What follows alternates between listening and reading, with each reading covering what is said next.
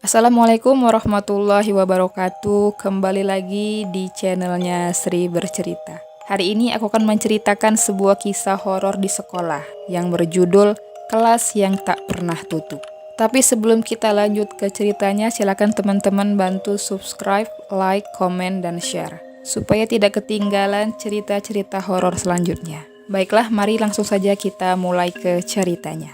Jika kamu berani, dengarkan sampai habis. Malam itu, di sekolah SMA Negeri 4 Banyumas sudah sepi. Hujan baru saja reda, menyisahkan genangan air di halaman yang memantulkan cahaya lampu dari pos satpam. Angin malam berhembus pelan, membuat spanduk lomba yang tergantung di gerbang berderik pelan. Di kejauhan, terdengar suara jangkrik dan sesekali lolongan anjing. Semua ruangan kelas sudah tutup, tapi di ujung lorong lantai 2, ada satu lampu yang masih menyala terang, yaitu di kelas 2B. Pak Darto, satpam sekolah yang sudah kerja di situ hampir 15 tahun. Dia memperhatikan dari bawah sambil menyalakan rokok. Dia baru saja selesai keliling halaman belakang, mengecek ruangan gudang dan alat olahraga.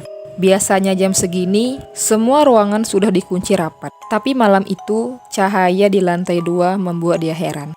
Dia sempat berpikir mungkin salah satu guru lupa untuk mematikan lampu. Atau jangan-jangan ada anak OSIS yang lembur bersihkan kelas. Tapi rasanya tidak mungkin juga. Soalnya sejak tadi sore semua sudah pulang sebelum hujan turun. Sambil membawa senter, Pak Darto mulai menaiki tangga menuju ke lantai 2. Langkahnya berat karena sendal basah yang terkena hujan menimbulkan suara tiap kali ia menginjak anak tangga. Semakin naik, suasananya semakin aneh. Udara di lantai 2 terasa lebih dingin dari biasanya, padahal semua jendela sudah ditutup. Angin yang lewat membawa aroma kapur tulis bercampur bau lembab, seperti sebuah ruangan yang sudah lama tidak dibersihkan. Begitu sampai di depan kelas 2B, Pak Darto berhenti. Dari balik pintu kaca buram, dia bisa melihat bayangan anak-anak sedang bergerak, samar. Seperti beberapa siswa yang duduk di kursinya masing-masing. Ada yang kelihatan sedang menulis, ada yang mengobrol kecil, lalu di depan kelas berdiri seseorang, seperti guru, sedang menulis di papan tulis. Tulisan itu jelas terlihat, tapi anehnya bentuk hurufnya terbalik. Dari kanan ke kiri, seperti cermin. Pak Darto agak merinding. Jam tangannya menunjukkan pukul 11 malam. Siapa yang sedang belajar jam segini? Ia ragu, tapi rasa penasaran mengalahkan takutnya. Pak Darto memutuskan untuk mengintip lewat kaca jendela yang agak terbuka.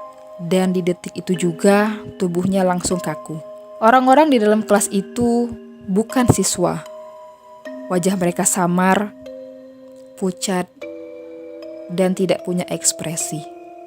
Gerakannya lambat seperti boneka rusak, dan guru di depan kelas sedang menulis sesuatu. Tapi tangannya seperti bergerak pelan, sementara kepalanya miring ke kanan. Pak Darto merasa jantungnya berdetak semakin cepat. Tangannya gemetar waktu memegang gagang pintu. "Siapa di sana?" Suara Pak Darto pelan, tapi terdengar jelas di lorong yang sunyi. Dan tidak ada jawaban. Hanya suara gesekan kapur di papan tulis yang terus berulang. Bunyinya kecil, tapi bikin bulu kuduk berdiri. Pak Darto memutuskan untuk membuka pintu. Tapi begitu gagang pintu diputar, semua lampu di dalam kelas langsung mati seketika. Gelap total. Suara tawa yang tadi samar-samar terdengar juga hilang. Hanya ada keheningan yang ganjil, terlalu tenang untuk sebuah ruangan besar itu. Senter di tangannya tiba-tiba redup, seperti kehabisan baterai. Dan Pak Darto menyalakan senter di HP-nya. Cahaya putih itu menyorot papan tulis di depan kelas. Papan itu masih penuh dengan tulisan, tapi sekarang hurufnya bisa dibaca jelas. Tulisan itu besar dan kasar. "Kami masih di sini." Pak Darto mundur spontan. Napasnya ngos-ngosan dan tangan kanannya masih gemetar memegang senter. Dari arah belakang, terdengar suara kursi diseret pelan. Seperti ada yang baru saja berdiri dari kursinya. Dia langsung menengok cepat, tapi tidak ada siapa-siapa di sana. Cuman barisan meja kosong dan jendela yang terbuka sedikit. Hujan kecil mulai turun lagi di luar. Angin malam masuk lewat jendela, membuat kertas di atas meja berterbangan. Salah satu kertas menyangkut di kakinya Pak Darto. Dia jongkok mengambil kertas itu. Di situ ada tulisan tangan yang lusuh seperti pakai spidol lama. Absensi kelas 2B tahun 1998. Pak Darto keningnya berkerut. Tahun 98? Bukannya itu sudah lebih dari 20 tahun yang lalu. Ia balikkan kertas itu. Di belakangnya ada nama-nama siswa lengkap dengan tanda tangan kecil. Tapi di paling bawah ada satu kalimat yang ditulis besar dengan tinta merah yang sudah mulai pudar. Tulisannya adalah, "Semua sudah pulang, kecuali kami." Pak Darto langsung buang kertas itu. Senter di tangannya tiba-tiba mati total. Gelap menelan ruangan itu. Hanya tersisa suara tetesan air dari plafon yang bocor. Di tengah kegelapan, telinganya menangkap sesuatu. Suara nafas. Bukan napasnya sendiri, tapi dari arah meja paling belakang. Pak Darto menahan nafas panjang, menyorot lagi pakai HP-nya. Cahaya kecil dari layar HP memantul ke dinding. Di sana ada bekas telapak tangan. Seolah-olah seseorang sedang menempelkan tangannya satu persatu dari bawah menuju atas. Tiba-tiba, satu tangan hitam muncul cepat dari bawah meja, seperti meraih kakinya. Pak Darto berteriak, loncat ke belakang hampir jatuh. Tapi waktu dia menyorot ke arah meja itu, tangannya sudah menghilang. Cuman lantai yang kotor dan beberapa serpihan kapur. Dia langsung lari keluar kelas, nafasnya ngos-ngosan. Tapi begitu mau menutup pintu lagi, matanya sekilas melihat sesuatu di papan tulis. Tulisan tadi sudah berubah. Sekarang tertulis, "Jangan masuk lagi." Pak Darto tidak berpikir dua kali, pintu langsung ditutup, dikunci dari luar. Dia langsung turun ke bawah tanpa melihat ke belakang lagi. Begitu sampai di pos, rokoknya masih menempel di asbak, tapi sudah padam. Tangannya dingin seperti es. Bergetar hebat ketika ia ingin mengambil air di termos untuk membuat kopi. Dia duduk lama, bengong, masih mendengar gema langkah kakinya sendiri di dalam kepala. Menjelang jam 2 dini hari, dia melihat ke arah gedung utama lagi. Dari pos satpam, cahaya kelas itu masih kelihatan. Tapi kali ini bukan cuma satu lampu. Ada cahaya lain dari jendela-jendela di sebelahnya. Seperti semua kelas di lantai 2 itu ikut menyala satu persatu. Dari kejauhan, samar-samar terdengar suara murid-murid bernyanyi lagu kebangsaan dengan nada pelan. Tapi false. Seperti suara orang yang sudah lama tidak bernafas dengan normal. Pak Darto berdiri. Astagfirullahalazim. Dia berbisik pelan. Dan entah kenapa, malam itu dia merasa seperti ada puluhan mata yang sedang memperhatikannya dari balik jendela. Tatapannya kosong, dingin, tapi tajam. Keesokan paginya, suasana sekolah seperti biasa. Para siswa mulai ramai di kantin. Guru-guru sibuk untuk menyiapkan rapat. Dan suara bel masuk bergema di seluruh halaman. Pak Darto yang biasanya membuka semua kelas pagi-pagi, kali ini dia sengaja tidak mendekat ke lantai 2. Dia cuma duduk di pos sambil merokok. Matanya sesekali melirik ke atas. Sekitar jam 6:30 pagi, Bu Yani, wali kelas 2B, datang dengan wajah heran. "Loh, kok kelasku dikunci ya? Kenapa belum dibuka, Pak?" tanyanya pada Pak Darto. Beberapa siswa sudah menunggu di depan kelas sambil mengobrol. Merasa heran, karena biasanya mereka sudah bisa masuk ke kelas dari tadi. Pak Darto mau tidak mau akhirnya naik ke lantai 2. Waktu dia sampai di depan kelas 2B, kuncinya seret, seperti tidak bisa dibuka.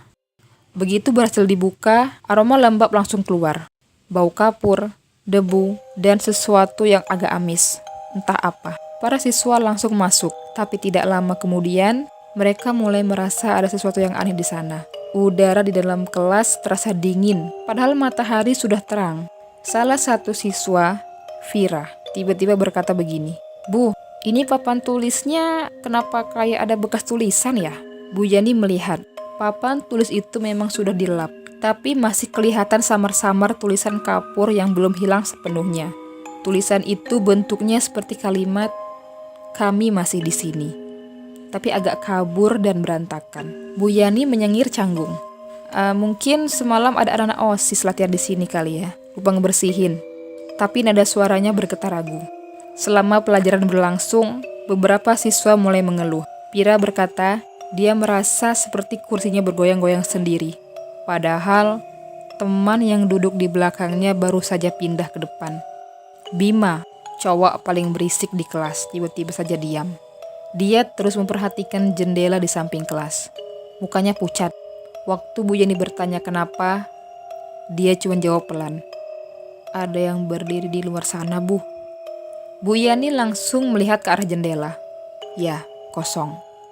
Hanya ada halaman sekolah yang sepi, penuh dengan daun kering. Tapi anehnya, kaca jendela itu terlihat berembun dari luar. Dan di tengah embun itu ada tulisan jari, seperti seseorang sedang menulis dari luar. "Kami masih ada satu yang belum pulang." Begitu tulisan yang ada di jendela itu. Suasana langsung hening. Pira menutup mulutnya. Beberapa siswa merinding. Bu Yani jalan pelan ke arah jendela, menyekat tulisan itu pakai tisu. Tapi embunnya susah untuk hilang, malah makin tebal, dan dari pantulan kaca, Bu Yani sempat melihat bayangan seseorang berdiri di sana.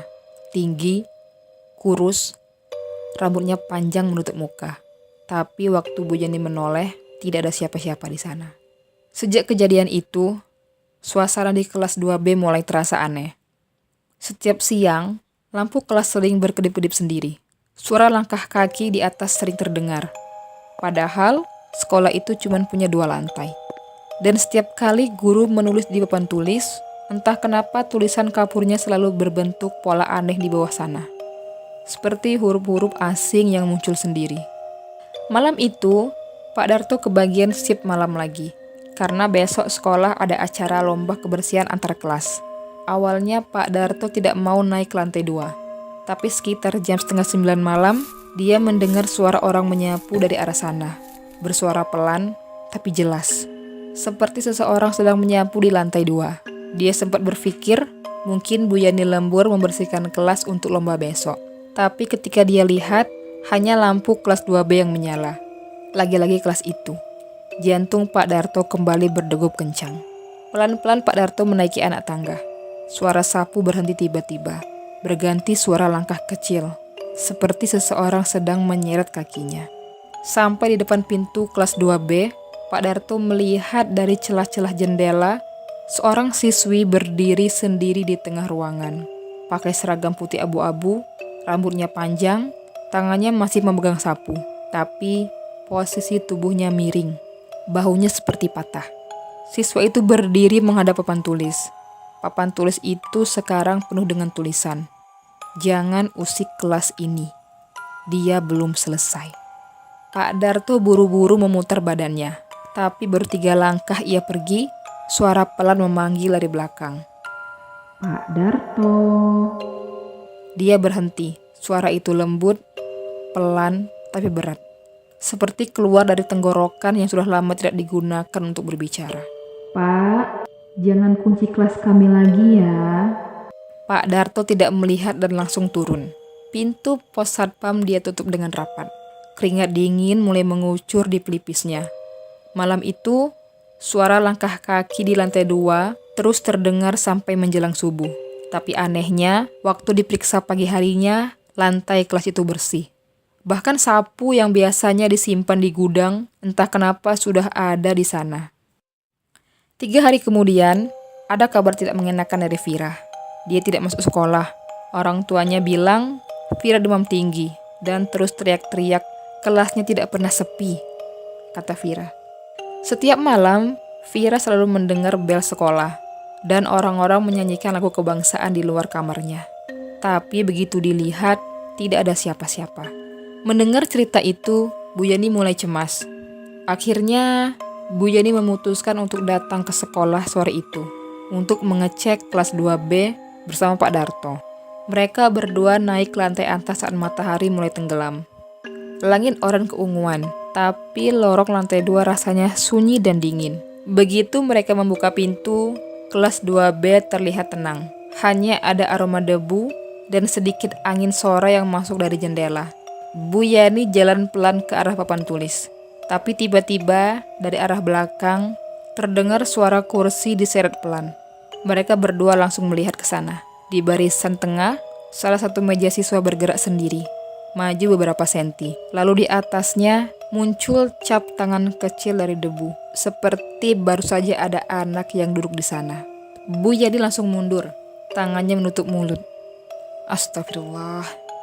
Dan dari papan tulis muncul goresan baru, pelan tapi nyata. Huruf demi huruf muncul sendiri, seolah ada tangan tak terlihat sedang menulis di sana. Absen hari ini lengkap. Pak Darto pun mundur perlahan, tapi saat mau keluar, pintu kelas itu tiba-tiba tertutup sendiri dengan keras, dan lampu pun padam. Dari arah belakang meja terdengar suara napas banyak orang. Napas panjang, berat, dan pelan. Seperti banyak siswa yang sedang duduk di sana. Bu Yani sudah tidak kuat. Dia teriak minta tolong.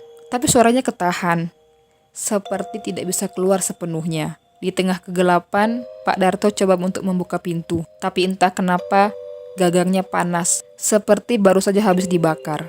Dia paksa terus sampai akhirnya pintu terbuka. Dan mereka berdua keluar dengan napas ngos-ngosan. Mereka berdua sempat melihat sekali lagi. Di dalam kelas, lewat jendela, terlihat bayangan sekelas siswa duduk rapi, menatap ke arah mereka. Wajahnya pucat, tapi tersenyum. Di depan kelas berdiri sesosok guru perempuan berambut panjang, memakai pakaian guru, menatap tajam. Kemudian dia berkata, "Terima kasih Pak Darto, sudah membuka kelas kami lagi." Malam itu, Bu Yani langsung minta pindah tugas. Dan Pak Darto tidak pernah lagi mau jaga malam di sekolah itu. Tapi anehnya, setiap malam Jumat, lampu di kelas 2B selalu menyala sebentar. Berkedip-kedip, kadang menyala terang. Kadang terdengar suara bel tanda masuk. Dan lagu kebangsaan dinyanyikan dengan pelan di kelas itu. Sampai hari ini, tidak ada yang tahu persis siapa sebenarnya penunggu kelas itu. Beberapa orang bilang, pada tahun 98, ada kebakaran hebat di sekolah itu. Kebakaran yang paling parah ada di kelas 2B. Semua muridnya tidak sempat keluar. Dan semenjak itu, setiap malam di kelas 2B tidak pernah sepi. Itulah tadi cerita tentang kelas yang tidak pernah tutup.